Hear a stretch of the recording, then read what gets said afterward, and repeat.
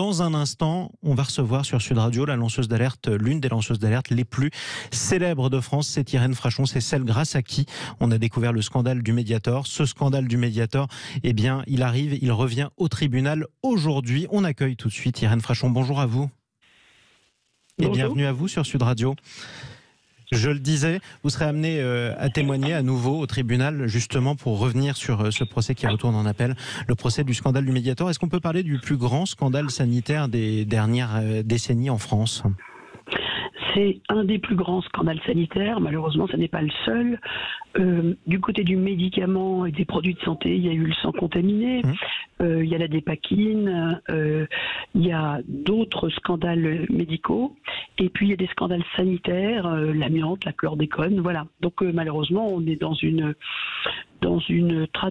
triste tradition de scandales sanitaires à grande échelle. Exactement, et aussi une triste tradition judiciaire dans la mesure où vous revenez au tribunal. Vous avez vous-même dit que vous ne vous attendiez plus à un miracle judiciaire. Je reformule légèrement vos propos, mais on ne sent pas que vous attendiez grand-chose de ce procès en appel. Pourquoi ?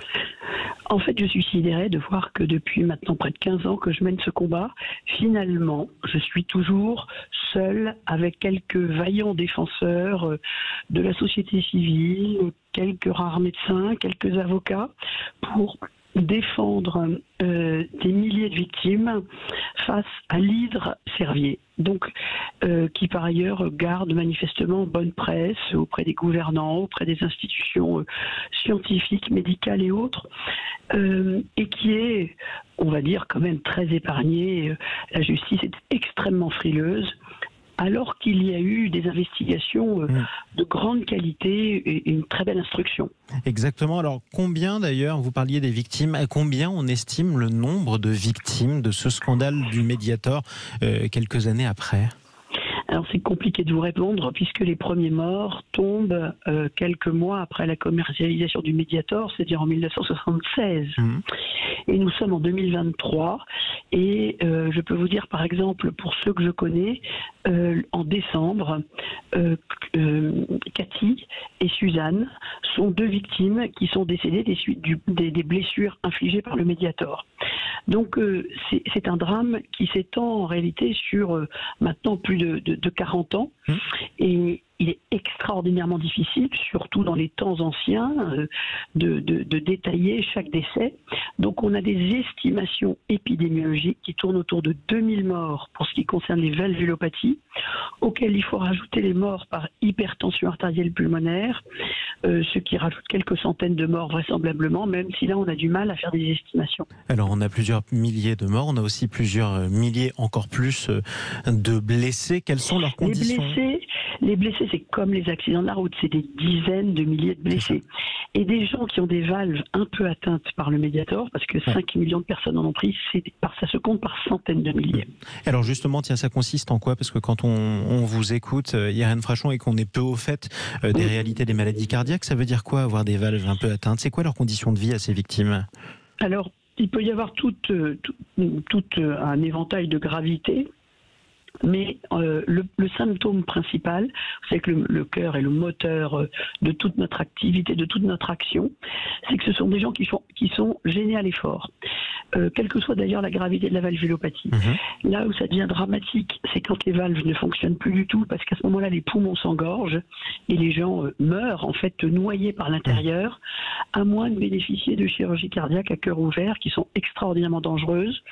On enlève les valves abîmées, on les remplace par des valves mécaniques, des prothèses, comme des jambes de bois, si vous voulez. Mais on court moins bien avec une jambe de bois qu'avec sa jambe. Exactement, ça c'est un principe. Alors en première instance, lors du premier procès, les laboratoires Servier et leur ancien numéro 2, Jean-Philippe Setta, avaient été reconnus coupables de tromperie aggravée et d'homicides et blessures involontaires, avec une amende de 2,7 millions d'euros pour les laboratoires Servier. Vous dites que vous vous sentez seul et qu'on n'ose pas taper sur Servier. À quoi ce laboratoire aurait dû être condamné d'après vous et devrait-il être condamné en appel ? Alors d'abord, moi, le fond de ma pensée, c'est que dès que les faits ont été connus, on aurait dû mettre ce laboratoire sous tutelle. En tant que personne morale, il aurait dû être en détention provisoire tout de suite. Et ça aurait épargné bien des drames essuyés par les victimes face à la violence de la défense de Servier, notamment pendant les demandes indemnitaires, les expertises. Déjà, c'est une chose que j'ai pas comprise. Il fallait instantanément bloquer cette direction délinquante, pas fermer les usines, bien sûr, mais reprendre. Ça n'a pas été fait, c'est comme ça. Je pense qu'il y a une certaine pétrification face à des cabinets d'avocats extrêmement puissants et face à des appuis politiques influents, multiples. Alors des appuis auprès de qui, par exemple? Comment fonctionne ce système de défense d'après vous? Qui, d'après vous, en tout cas, empêcherait les laboratoires Servier d'être trop lourdement condamnés? Alors, pour moi, ça reste assez mystérieux. C'est-à-dire que Servier, donc, ce que je disais, un casier judiciaire là qui pèse lourd quand même, et normalement, si vous sortez en gros d'une condamnation pour des faits extrêmement graves, avec là, je le rappelle, des milliers de morts, eh bien vous n'êtes pas bien vu, vous avez du mal à une subvention gouvernementale, en principe c'est pas pour vous, une Légion d'honneur c'est pas pour vous, des partenariats avec des sociétés savantes prestigieuses, c'est fini, etc., etc. Ça n'est absolument pas le cas. J'en conclus que l'argent n'a pas d'odeur, j'en conclus que c'est business as usual, mais quelque part il y a quelque chose presque qui m'échappe. Tellement, si vous voulez, il y a une disproportion entre ce laboratoire dont l'ADN est délinquant, structurellement délinquant. Ça ne porte pas que sur le Mediator. Presque la moitié de la pharmacopée de Servier a été déremboursée ou interdite parce que inefficace ou dangereuse. C'est très impressionnant. Je le raconte dans une bande dessinée. Là, absolument. Ce labo a été fondé par un homme paranoïaque, mégalomane, et dont le moteur était le mensonge, surtout. Il a menti surtout, Jacques Servier. Et comment peut-on laisser perdurer, se déployer un industriel aussi lourdement délinquant, alors dans le domaine de la santé, alors que l'on sait que cela suscite une défiance majeure chez nos concitoyens, que cela alimente tous les complotismes possibles, puisqu'ils voient se déployer sans entrave en face d'eux une conspiration qui associe effectivement des ententes entre des autorités, un labo criminel, des pouvoirs politiques, etc.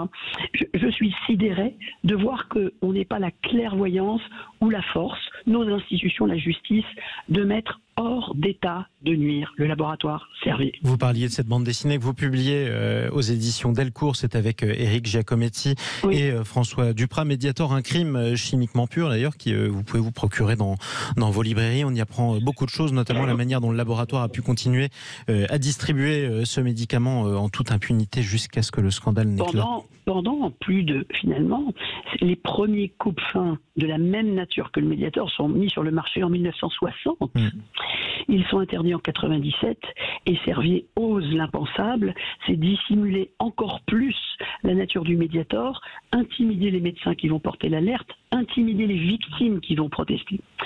Je tiens à dire d'ailleurs que cette BD qui se lit comme un polar, je n'ai pas d'intérêt économique à en faire la promotion puisque je donne mes droits d'auteur à la revue Prescrire, et je pense que si je pouvais faire une prescription à tous ceux qui s'interrogent sur la façon dont un crime industriel de cette nature-là peut se déployer en toute impunité et peut ruiner la confiance de nos concitoyens, je ferai une prescription pour acheter et lire Mediator, un crime chimiquement pur. Et pourtant, Irène Frachon, vous l'avez dit, vous ne vous attendez pas à grand-chose dans ce procès en appel, c'est-à-dire à quoi vous attendez-vous ? Alors, le minimum, bien sûr, c'est que le délit le plus grave qui a été reconnu en première instance et qui est attesté par de multiples documents, ce sont d'ailleurs ceux qu'on retrouve dans la bande dessinée, soit puni à nouveau, enfin condamné, reconnu, condamné, avec, si possible, au minimum, suivre les réquisitions du parquet, qui avait dès la première instance demandé des condamnations bien plus sévères que ce qui a été sans être rendu. Suivi, oui. Ensuite, il faut effectivement garantir aux victimes qu'elles vont bien conserver les indemnisations qui ont été versées à l'issue du premier procès. Le comble serait qu'elles aient à rembourser Servier. Et ensuite, il y a deux points fondamentaux sur lesquels le parquet a fait appel. C'est la relaxe pour obtention indue. En gros, Servier a vendu le Mediator comme un antidiabétique en dissimulant que c'était une amphétamine coupe-faim. Donc, il a été relaxé parce que ce serait prescrit, je ne crois pas, le parquet non plus. Deuxièmement, l'escroquerie à la Sécu, puisque d'en faire un antidiabétique permettait d'être remboursé à 100% pendant 33 ans. Et ça fait plus d'1 milliard d'euros. Et ça fait effectivement beaucoup. Quel est l'état d'esprit des victimes que vous rencontrez assez régulièrement aujourd'hui ? Elles sont d'abord désespérées, elles comprennent plus où on en est. Elles ont l'impression d'être en réalité baladées. Voilà.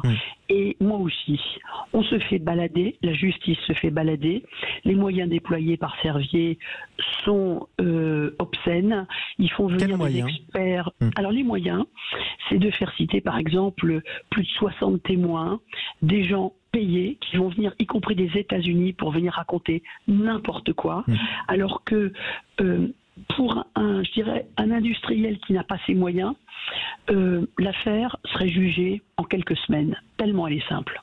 Tellement pour vous elle est simple et pourtant c'est toujours aussi compliqué. Merci beaucoup d'avoir pris la parole sur Sud Radio. Irène Frachon, on sera amené aussi à vous entendre à nouveau sur Sud Radio. Je rappelle cette bande dessinée que vous publiez aux éditions Delcourt, Mediator. C'est un crime chimiquement pur.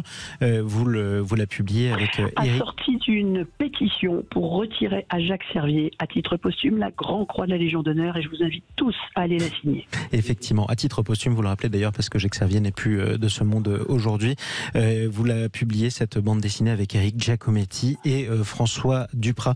Merci à vous d'être intervenu sur Sud Radio et bon courage pour ce nouveau marathon judiciaire dans le cadre duquel, je le disais, on sera amené à vous redonner la parole sur Sud Radio.